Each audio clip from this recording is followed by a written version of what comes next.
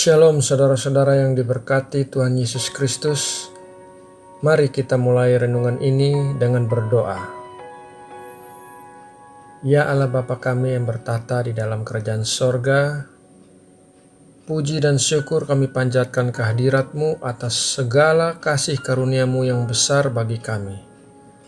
Sebentar kami mau belajar firman-Mu, biarlah kiranya Engkau mengurapi kami dengan hikmat dan telinga seorang murid untuk boleh mengerti kehendak-Mu bagi hidup kami. Dalam nama Tuhan Yesus Kristus, haleluya, amin. Saudaraku, dalam perumpamaan tentang anak yang hilang yang diceritakan dalam Lukas 15, biasanya kita menyoroti tentang si anak bungsu yang menghabiskan harta warisannya dengan hidup berfoya-foya hingga akhirnya kelaparan dan hidup melarat. Anak bungsu ini kemudian bertobat dan kembali kepada ayahnya yang menerimanya kembali dengan penuh sukacita. Namun 8 ayat terakhir dalam Lukas 15, yaitu dalam Lukas 15 ayat 25-32, menceritakan tentang si anak sulung dan reaksinya. Saudara-saudara bisa perhatikan bahwa dalam awal kisah perumpamaan ini disebutkan bahwa keduanya adalah anak. Berarti bahwa perumpamaan ini ditujukan untuk orang-orang percaya, anak-anak Tuhan, bukan untuk orang-orang yang belum percaya. Data lain yang kita dapat dari Lukas 15 ayat 25 dan dikuatkan lagi dalam ayat yang ke-29, si anak sulung adalah seorang yang rajin bekerja, melayani, dan taat pada perintah bapaknya. Untuk lebih jelasnya, mari kita baca kedua ayat tersebut. Lukas 15 ayat 25. Tetapi anaknya yang sulung berada di ladang, dan ketika ia pulang dan dekat ke rumah, ia mendengar bunyi seruling dan nyanyian tari-tarian. Lukas 15 ayat 29. Tetapi ia menjawab ayahnya, katanya, "Telah bertahun-tahun aku melayani Bapa, dan belum pernah aku melanggar perintah Bapa. Tetapi kepadaku belum pernah Bapa memberikan seekor anak kambing untuk bersukacita dengan sahabat-sahabatku." Apabila saya terjemahkan dalam bahasa sehari-hari saat ini, bisa dikatakan si anak sulung adalah tipikal hamba Tuhan yang bekerja keras, rajin melayani, dan mentaati perintah Tuhan. Pendek kata, ia adalah model anak Tuhan yang baik. Akan tetapi, ketika ia mengetahui bahwa bapaknya menyembelih anak lembu tambun untuk merayakan kepulangan adiknya, maka reaksinya adalah, pertama, marah. Dapat kita baca dalam Lukas 15 ayat 28. Maka marahlah anak sulung itu dan ia tidak mau masuk. Lalu ayahnya keluar dan berbicara dengan dia. Seperti halnya si anak sulung, kita sering merasa marah kepada Tuhan karena kita merasa telah bekerja keras, melayani Tuhan, dan mentaati perintahnya.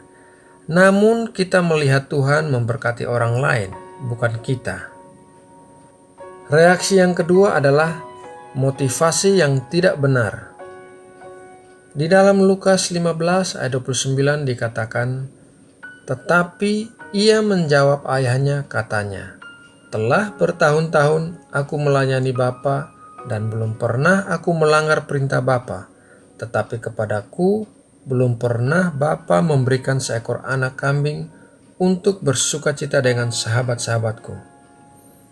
Si anak sulung melakukan hal-hal yang baik dan benar, namun motivasinya tidak benar. Ia melakukan hal-hal itu untuk mendapatkan sesuatu dari bapaknya, yang berarti juga ia mencari keuntungan demi dirinya sendiri. Reaksinya yang ketiga adalah membandingkan diri dengan orang lain.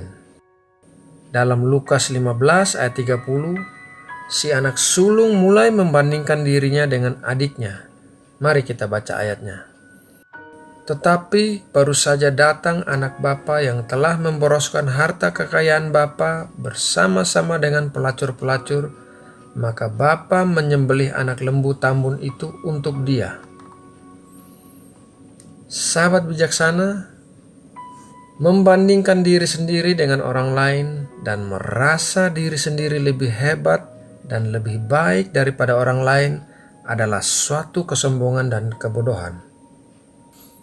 Rasul Paulus dalam 2 Korintus 10 ayat 12 menulis demikian, "Memang kami tidak berani menggolongkan diri kepada atau membandingkan diri dengan orang-orang tertentu yang memujikan diri sendiri.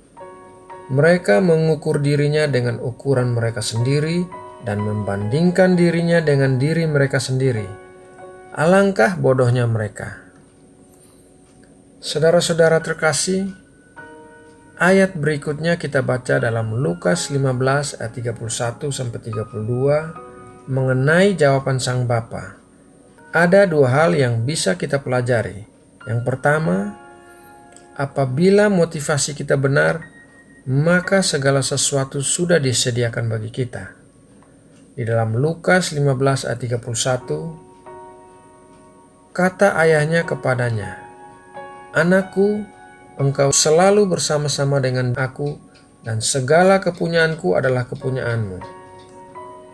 Motivasi kita yang utama dalam melayani Tuhan adalah untuk selalu bersama-sama dengan Dia, mencari pribadi Tuhan, dan bukan keuntungan-keuntungan yang akan didapatkan.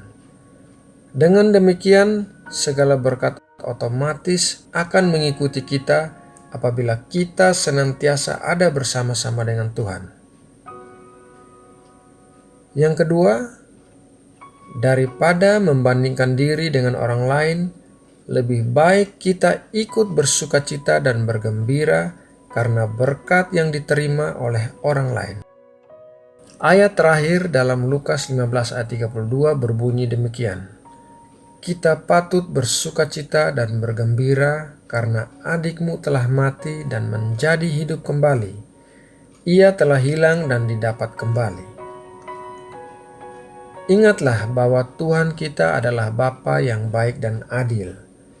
Ia memperlakukan semua anak-anaknya dengan kasih sayang yang sama. Meskipun setiap orang memiliki berkat yang berbeda, namun Tuhan tahu mana yang terbaik bagi kita. Tidak ada anak emas di mata Tuhan. Nah, saudara-saudara yang terkasih, mari kita menutup renungan ini dengan berdoa. Bapa yang kami kenal lewat Tuhan Yesus Kristus, kami bersyukur buat pagi yang indah ini yang telah Engkau berikan bagi kami.